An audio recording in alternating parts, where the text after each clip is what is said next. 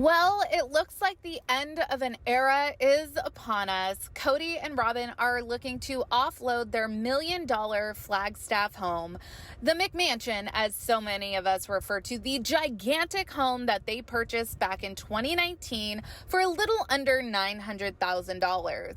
Polygamy's Romeo and Juliet just listed their 4,400 square foot property for a staggering $1.65 million. Of course, the Sister Wives fandom is abuzz because the pictures from the listing shows us more of the house than we have ever seen on the show. And wow, you guys, there are some aesthetic choices made that we will definitely be discussing. So what is Kody and Robyn's next play here? Are they downsizing but staying in Flagstaff? Will they finally commence building on Coyote Pass? And what about what Mary and Janelle are entitled to? Oh, and Tony was completely blindsided last night on Patreon to learn that Kody and Robyn listed the house. So I think it's safe to assume that none of Kody's other family members knew anything about this listing. We have a lot to talk about. Let's get into today's video.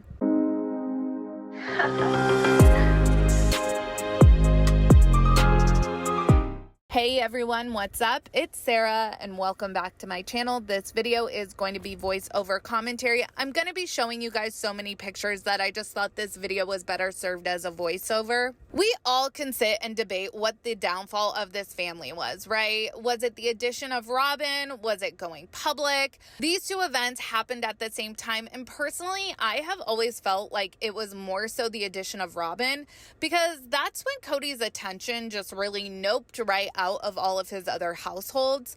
This family setup was always dysfunctional. I mean, we've read the book, but the family did have a rhythm going in the Lehigh house that the kids were mostly happy with, and that was the most important thing. After that, it was one life event after another that destroyed this family.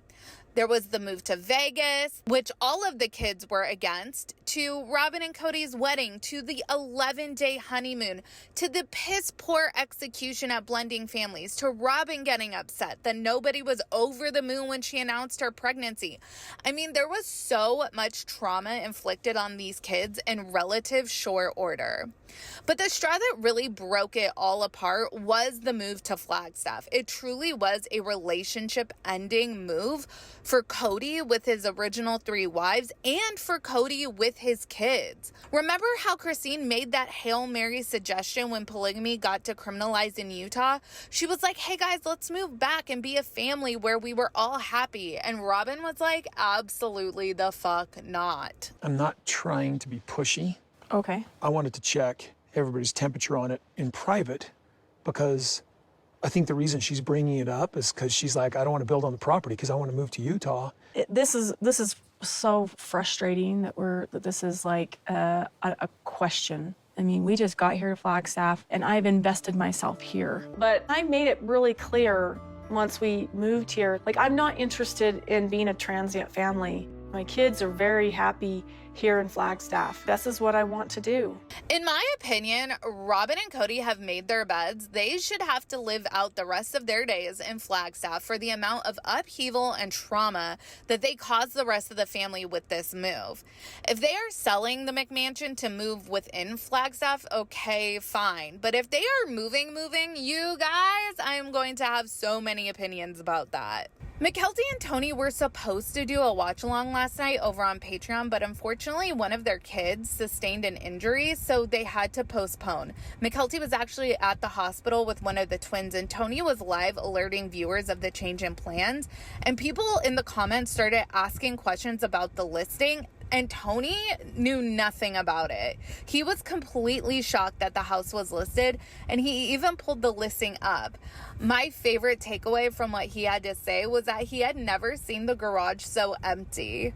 We are going to go through some of the listing photos in a second, but I think it's quite clear from the little bit of the house that we have seen on the show that Kody and Robyn have moved a ton of their shit out to take these listing photos. So it begs the question, have they already started moving? There are empty closets and empty bookcases, so it makes me think that, yeah, maybe they have gotten the packing process going already.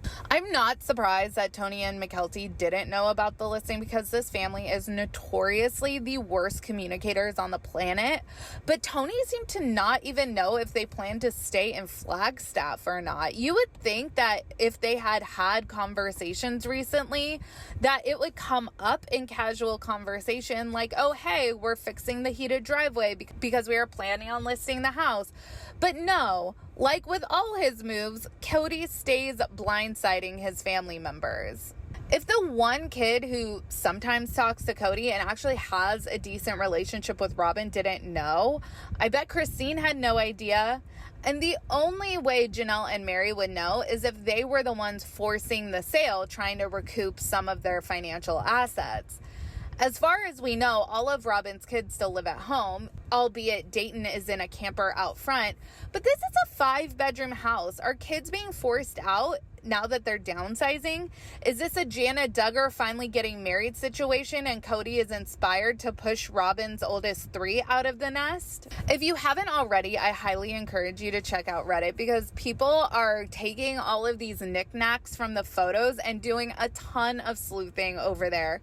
This house, while it has been largely decluttered, is still chock full of expensive ass art and trinkets.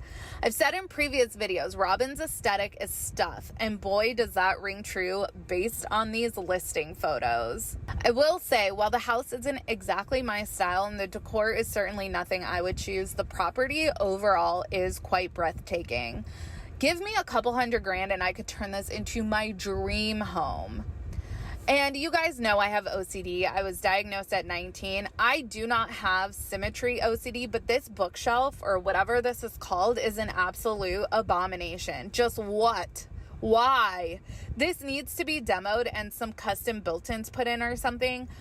I mean, it's the off-center fireplace and the low-hung television that is too big for the cutout that it's hanging over. It all literally makes me itchy. We also get a nice look at all of the expensive-ass art McKelty says Robyn and Kody have purchased as investment pieces. And don't worry, there's more of this art to come when we get to the purple primary. Like I said, Robyn's aesthetic is stuff, and her worst enemy is empty wall space. This girl will find something to hang if there is exposed wall to be had. Here's a shot of the kitchen, which you can see some figurines there on the counter, and Redditors have sleuthed. These things cost thousands of dollars a piece. Robyn has legit spent probably hundreds of thousands of dollars on hideous decor, and that is why I don't think we've ever been taken inside the McMansion. The OG3 would see where all their money has gone. And this is all the stuff that she left up. God only knows the value of all of the stuff in total that's already been packed away. The primary closet was interesting to me because I don't see a lot of stuff for Kody in there. So was his stuff the first to be packed up, or maybe his stuff is in another closet somewhere? I don't know. Why is there a Corona neon light? Also, we see a shot of what I presume to be Saul's room, and he didn't have anything in his closet. So was that already packed away? We also see some outside shots that are familiar to us. There's this little porch area, which was one of the only places that Kody and Robyn allowed the OG3 to film at when they came over. And we also get a shot of a Seen Better Days trampoline with Dayton's camper off yonder in the distance. Compare Robyn's Purple Paradise to Dayton's camper, you guys. Robyn's own kids aren't even guaranteed luxuries. I officially declare that Robyn suffers from money can't buy you classitosis because, girl, this aesthetic is a series of expensive ass mistakes. Let me know your thoughts on the listing. What are your thoughts learning that nobody else in the family seemed to have had a heads up? And does this mean they are moving out of Flagstaff, or are they finally developing on the property, or are they kicking out the oldest three and downsizing? What does any of this mean?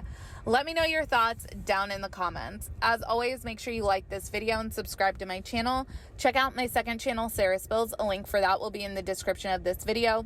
Follow me on Instagram, Threads, and X at Reality Squad, and I will catch you guys in the next video. Take care. Have a good one. Much love.